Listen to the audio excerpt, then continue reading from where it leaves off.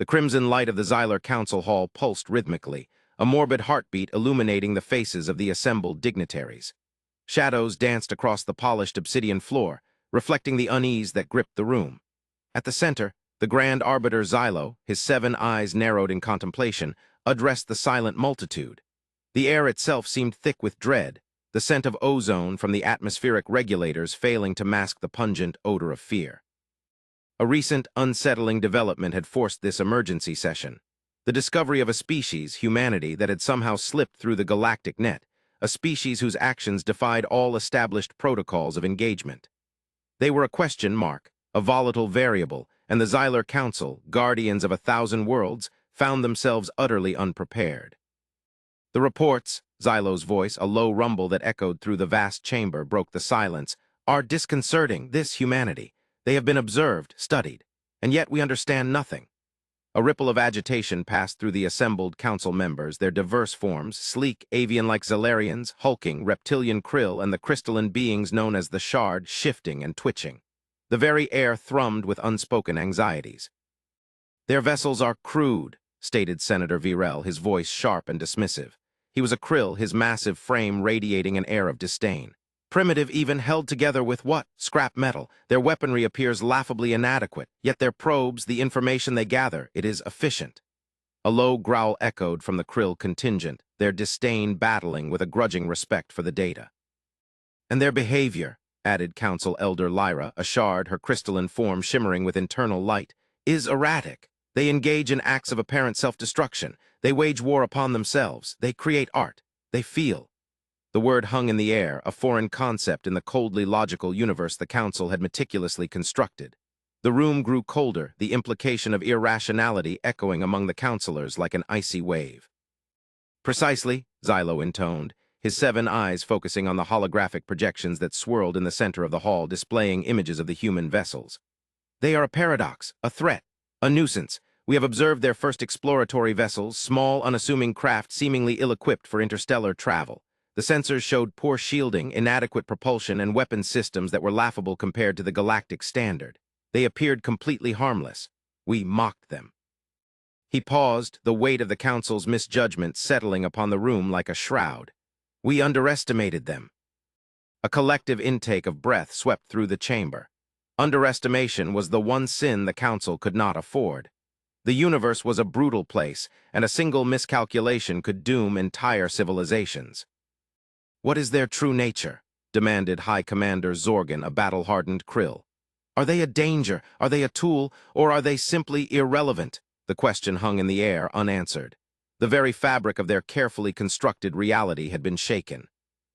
"That," replied Xylo, his voice echoing with a profound uncertainty, "is what we must determine, but the clock is ticking. Their presence in the galactic web cannot be ignored, and whatever they are persistent." The holographic projection shifted, displaying another image. A series of faint, almost invisible energy signatures detected near a previously uncharted system. Sensor readings indicated a structure of immense size, hidden deep within a nebula. The structure had been dormant for eons, but now it showed faint signs of awakening. "This structure," Xylo explained, his voice low and laced with a growing fear, "appears to be a weapon, and the humans seem to be moving towards it. They are drawn to it." The tension in the chamber became almost unbearable. The council members exchanged uneasy glances. The implications of this development were staggering. If the humans were somehow connected to this weapon, if they possessed the ability to activate it, the entire galaxy could be plunged into an era of unprecedented chaos.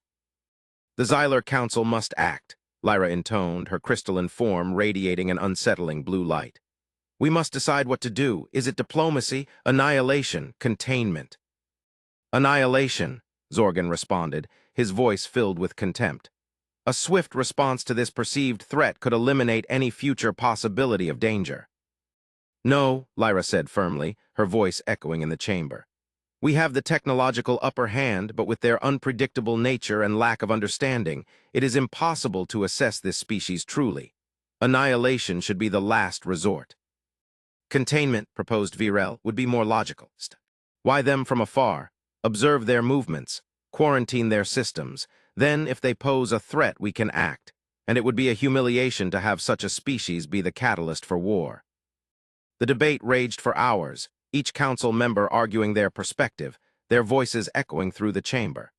The fate of the galaxy, it seemed, hung in the balance, hinged on the decisions of a few frightened beings, wrestling with the implications of the unknown. The holographic projections continued to display the human vessels, moving slowly, deliberately, towards an unknown destination. And far away in the cold vacuum of space, a ship, a hidden vessel the size of a small moon, lay in wait, cloaked in shadow, ready to reveal itself. Days bled into weeks. The Xylar Council, despite their technological superiority and vast resources, found themselves paralyzed by indecision. They debated, they analyzed, they strategized, but the fundamental problem remained. They did not understand humanity. The more they learned, the more confused they became. The human ships they observed were not what they seemed. Their crude exteriors masked advanced technology, systems that, while not as refined as Xylar technology, possessed a brutal, pragmatic efficiency. Their weapons were not powerful in the traditional sense, but they were adaptable, versatile, capable of exploiting weaknesses that the Xylarians hadn't even considered. The humans showed a remarkable aptitude for improvisation, for turning limitations into strengths. Then there was the human behavior. They were not easily intimidated. They did not respond predictably to threats or displays of force. They seemed curious, and sometimes, disturbingly, they seemed kind. The humans began to send out messages. Simple signals containing basic greetings, images of their world, examples of their art, and requests for communication. The Xylar Council, initially wary, decided to respond cautiously, tentatively. The first attempts at communication were met with silence, but then a response, a reply, then another. Slowly, hesitantly, a dialogue began. The first human vessel emerged from the shadows of a distant star system. It was small, no larger than a Xylar reconnaissance craft. The exterior was rough, scarred, and of a simple design, a sign of their supposed lack of technology. As the sensors picked up the data, it was obvious that the ship was a well-crafted deception.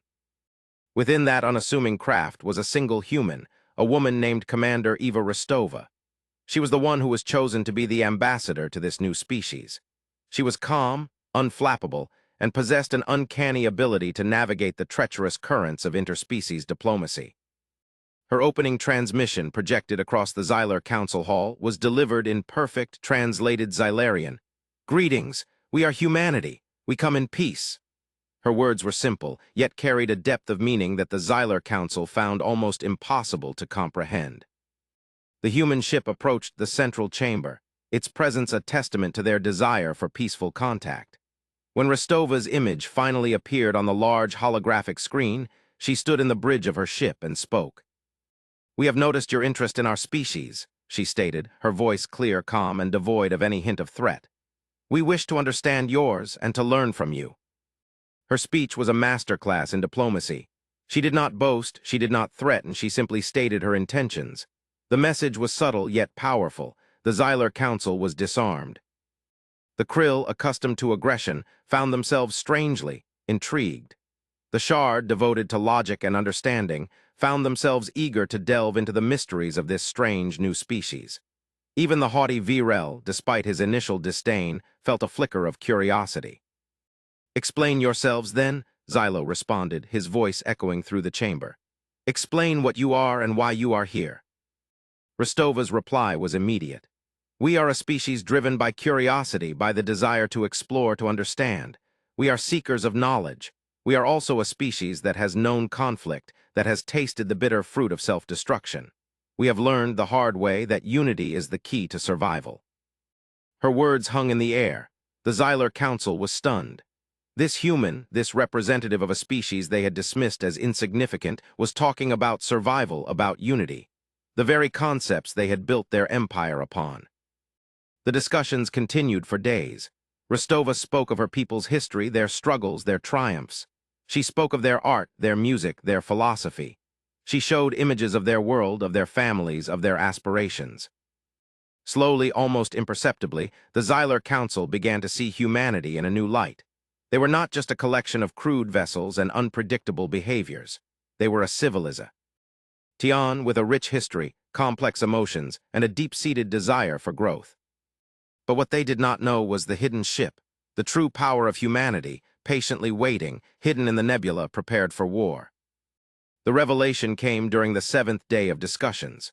Rostova, in response to a question about their technological capabilities, decided to reveal a truth they could not have foreseen. The Xylar Council had assumed that humanity's technology was primitive. They had been wrong. "We have been observing your civilization for some time," Rostova explained, her voice steady. "We have been impressed by your achievements. We also understand the dangers of a galaxy where others have ulterior motives. We understand how your civilizations may be challenged by external forces, those outside of your realm of awareness, and we have taken steps to prepare for such possibilities." The holographic projection shifted, revealing a schematic, a design of a vessel unlike anything the Xylarians had ever seen. The ship was vast, almost impossibly so, a warship the size of a small moon. Its hull was an intricate weave of unknown materials, its weapon systems were unprecedented, and its shield generators were capable of deflecting energies they had never encountered. Its design was both elegant and terrifying. "This," Rostova stated, "is our flagship. It is a vessel designed to safeguard the galaxy from any threat. It is the protector of humanity and of your species." The effect on the Xylar Council was immediate. A collective gasp swept through the chamber. Zorgan's reptilian form bristled with a mixture of fear and awe. Virel's massive frame trembled with a newfound respect. Even the Shard, accustomed to logic, found their crystalline forms flickering with surprise. You have been hiding this," Xylo managed, his voice barely a whisper. "We have," Rostova replied calmly. "We have been studying you as well. We have found your civilization to be wise, but also vulnerable to threats you cannot comprehend. Therefore, it made sense to prepare for any eventuality, any potential threat to the stability of the galaxy." The implications were staggering. The humans had not only been underestimating their technological capabilities, they had concealed a weapon of unimaginable power. They had been observing the Xylarians, gathering intelligence, preparing for what? The Xylar Council was at a loss. They had been so focused on humanity's apparent limitations that they had overlooked their true potential. They had been so busy judging that they had failed to see. "But why?" Xylo asked, finally. "Why did you hide this from us? Why not simply reveal your power and demand our subservience?" Rostova's response was a revelation and a test of their understanding. She said, "We have no need of subservience. We do not seek to dominate, we seek to protect. The only thing we demand is trust, a belief that we share a common goal, the survival of the galaxy." Her words struck the Xylar Council to the core. They understood the humans' reasoning. Their actions, their choices, the way they built their craft to be hidden, were the result of the necessity to survive in the face of possible conflict. The very foundation of the Xylar Empire was built on a different premise. Their civilization sought power, not out of any desire for destruction, but out of a primal fear of annihilation. They believed that only through strength could they guarantee their survival, and they saw this revealed truth by the humans. The humans possessed power, yes, but it was not for dominance, it was for the common good. It was a test of their commitment to a common goal. The reveal was a pivotal moment. The political tensions in the Xylar Council Hall shifted dramatically. The Krill, still wary but undeniably impressed, began to see the humans as potential allies. The Shard, ever driven by logic, saw the potential for a new era of cooperation. Even the haughty Virel, once dismissive, now showed a grudging respect. The Council's focus shifted from fear to a grudging respect. The Xylarians, used to being the most advanced power in known space, realized that they now had to deal with a new player, one that had managed to hide its true strength. "This changes everything," Zorgan growled, his voice a low rumble. "This changes everything." The Xylar Council, humbled, reassessed their initial assessments. They had been so focused on power and dominance that they had overlooked the value of unity, of cooperation, of the greater good. They had mocked the humans, underestimated them. And now they were forced to admit that the humans were, perhaps, the key to their survival. The discussions continued, now with a new sense of urgency and respect. The focus shifted from the assessment of humanity to exploring the potential for cooperation. Diplomacy began to flow between the two species. They shared knowledge. They exchanged technology. They began to understand each other, not as adversaries, but as potential allies. The humans, in turn, began to reveal more about their technology, their strategies, their culture. They shared their knowledge of the universe. They explained the history of conflict and cooperation and explained their vision for a galaxy free from fear. One key discovery was the creation of a unified sensor grid, capable of detecting any threat from any direction. The humans were the key to achieving this, with their advanced technology and understanding of the universe. As the Xylar Council learned, it became apparent that the humans had been quietly studying the galaxy for generations. They had a vast amount of data. They had a network of spies and informants that would make the most ruthless galactic warlord envious. The humans showed them the locations of hidden dangers, of ancient threats that had lain dormant for millennia. They knew about the Vorlons, a powerful species that had been lurking on the edges of the galaxy for untold years. The Xylarians had heard whispers about the Vorlons, but had dismissed them as myth. The humans knew the truth. The Xylar Council, amazed by this newfound knowledge, had to question whether the humans could be trusted with such critical information. They did not have enough time to assess this species. If they were to trust in a species they had barely known, would that be the right choice? "Why share this with us?" Xylo asked, his voice low with skepticism. "Why not keep this knowledge to yourselves?" "Because," Rostova replied, "we believe in a common destiny. We believe that the only way to survive is to work together, and that the biggest threat to this galaxy is something else entirely." Her words hung in the air. The humans knew, and it became apparent the Xylar Council was not the true target. There was a larger danger, a danger that threatened both the Xylar Empire and humanity. The humans then revealed a piece of information that chilled the blood of every Xylarian, Krill, and Shard in the chamber. "There are signs," Rostova said, her voice dropping to a near whisper, "of something ancient, something malevolent, something that predates even the oldest civilizations in the galaxy. We call it the Shadow." The Shadow? The very name sent a shiver down the spine of the council. The Shadow was something that had appeared in their old legends, a specter from the dawn of time, a threat so immense, so incomprehensible, that it had been dismissed as a fairy tale. "What is the Shadow?" Zorgan demanded, his voice a low growl. "It is difficult to define," Rostova replied. "It is a force of entropy, of chaos. It feeds on destruction. It seeks to consume the galaxy and turn it into the dead of space." The Xylar Council, as well as the world, gasped. The implications were horrifying. If the Shadow was real, if it was as powerful as the legend suggested, then the entire galaxy was in danger. "And where is this threat?" Xylo asked, his voice barely a whisper. Rostova's answer was chilling. "It is everywhere. It is in the void between the stars. It is in the shadows of the unseen universe, and it is about to awaken." A signal, a faint, almost imperceptible pulse of energy that had been traveling through the galaxy for eons, finally reached its destination. It was an ancient signal, a beacon, a call to arms, a summons to destroy. This signal came from the darkness, from a place beyond the known galaxy, from the realm of the Shadow. The holographic projection shifted, revealing a location, a region of space far beyond the reach of any known civilization, a place where the laws of physics seemed to break down.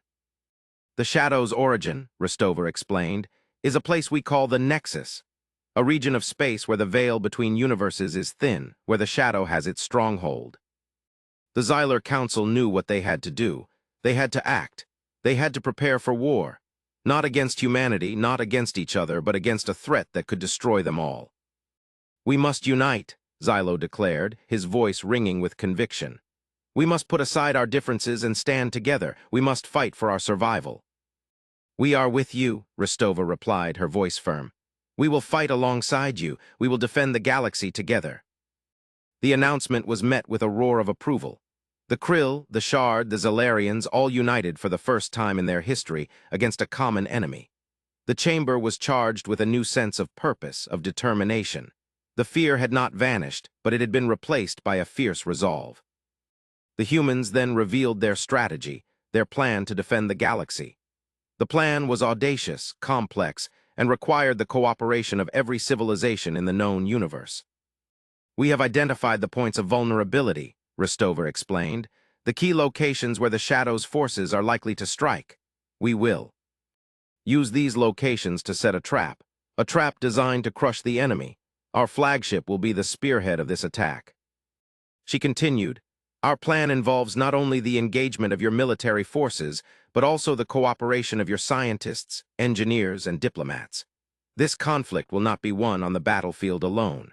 The survival of the galaxy depends on collaboration in all areas. She outlined the strategies. She told them how to use the planet's gravitational pull to their advantage. She explained how to use energy weapons and create defense fields. She showed them how to utilize the planet's shield systems. The revelation of the plan was a turning point. It was no longer a question of whether or not to fight, but how to fight. And the answer was clear, with unity, with determination, and with the unwavering support of the humans. The Xylar Council Hall, once filled with fear and suspicion, now resonated with the sounds of collaboration.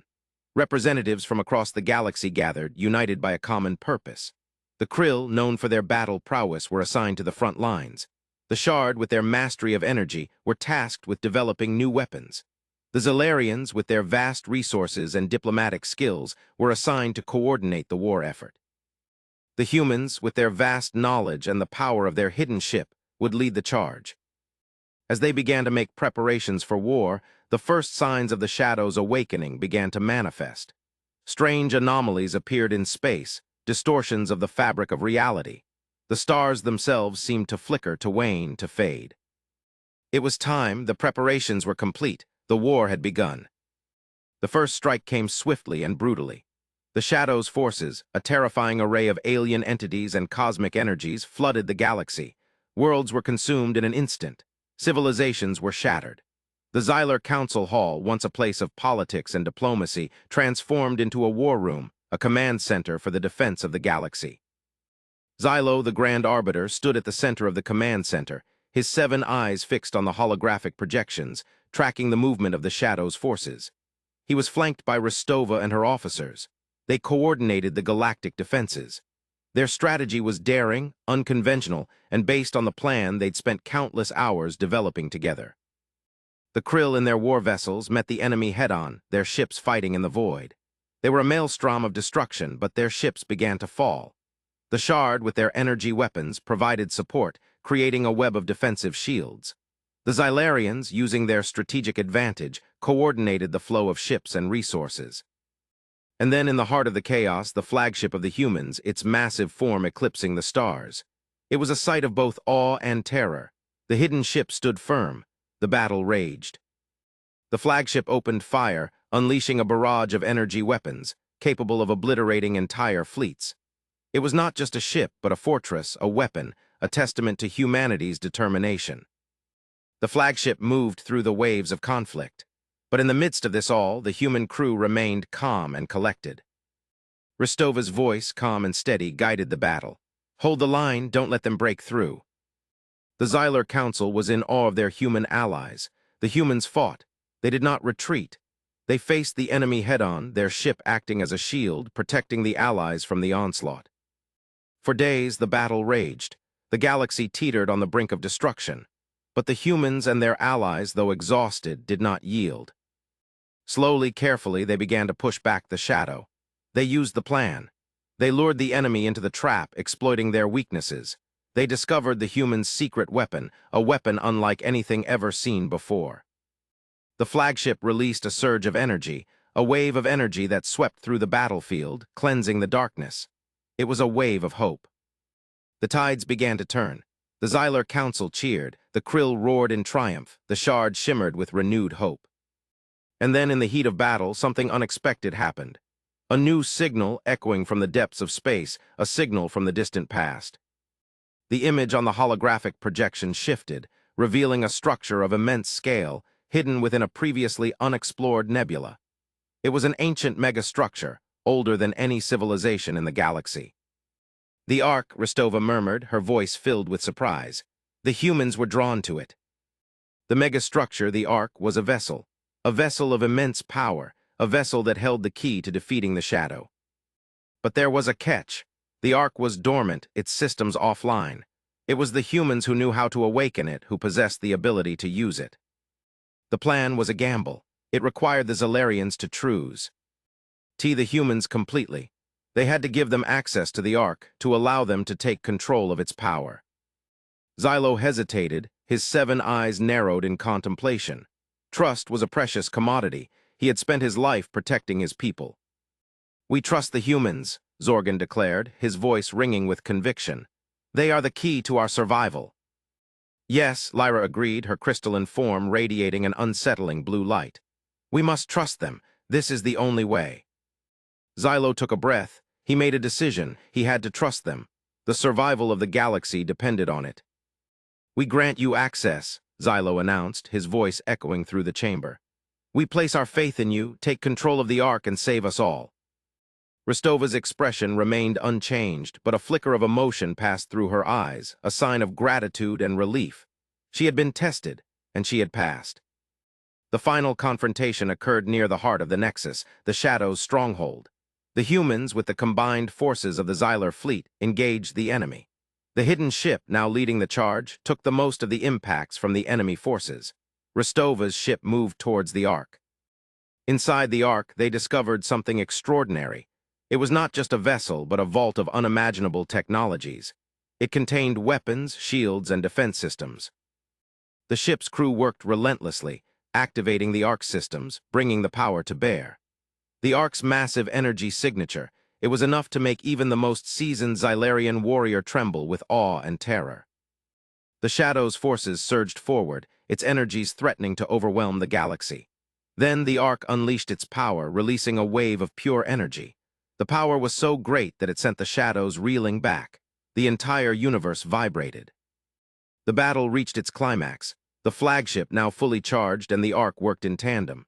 The humans unleashed a final, devastating attack. The Shadow's forces were swept away. The Shadow itself, enraged, turned its full attention to the human ship. It focused all its remaining energy in a final, desperate attack. "We can't fall here," Ristova declared. "We cannot fail." The ship took the full brunt of the Shadow's assault, and the vessel went into the depths of space.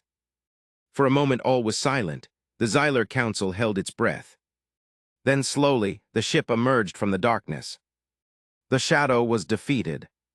In the aftermath of the battle, as the galaxy slowly began to heal, the Xylar Council Hall, now restored to its former glory, hosted a celebration of victory. The air was filled with a sense of triumph and relief. The humans were hailed as heroes. Their courage and determination were recognized by the galaxy. The Krill, the Shard, and the Xylarians had forged a bond of trust, a unity that would forever shape the fate of the galaxy. Xylo, standing before the gathered dignitaries, addressed the assembled beings. His voice was filled with a profound sense of respect. "We once mocked humanity. We underestimated them. We failed to see their true potential. But we learned. We learned that strength is not measured by power, but by the will to endure, by the courage to face the darkness, and by the willingness to work together, and that humanity taught us what unity truly means." He turned to Ristova, who stood at his side. "You have saved us all," he said. "You have shown us the way, thank you." Ristova simply nodded. "It was not we," she said. "It was all of us." The moment passed. The cheers were loud. The flags of the Xylar, Krill, and Shard species mingled with the human flag. The people were celebrating their victory and were looking forward to a brighter future. And then, as the celebrations reached their peak, Ristova raised her hand.